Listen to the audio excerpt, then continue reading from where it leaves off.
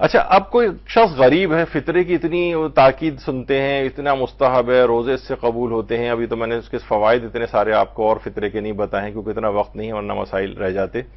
تو غریب بھی چاہتا ہے، فقیر بھی چاہتا ہے کہ وہ بھی اپنا فطرہ نکالے. مثلا گھر میں 8 افراد اگر ہیں تو اس میں ایک مستحب طریقہ ان کے لیے ہے.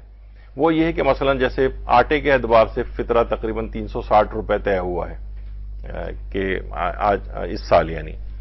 تو اب وہ 360 کی رقم نکال لے اور گھر کا جو کوئی ایک شخص ہے وہ اس کے قبضے کے اندر وہ سمجھے وہ فطرے کی نیت سے اس کو نکال دے.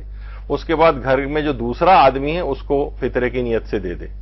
پھر وہ اسے اپنے قبضے میں لے، تیسرے کو فطرے کی نیت سے دے دے، پھر وہ چوتھے کو دے دے. مثلا اگر 7-8 افراد ہیں تو 8ویں کے پاس جب وہ فطرہ جائے گا تو وہ اس 8واں جو ہے اس کو لے کر اور کسی جو باہر کوئی جو ان کے گھر کا فرد نہ ہو کسی مستحق کو تلاش کر کے ایک فطرہ، یعنی صرف ایک فطرہ نکلے گا اور وہ سب کی طرف سے سب فطروں کا ثواب دلوا دے گا اور وہ پھر ایک فطرہ کہیں پر چلا جائے گا.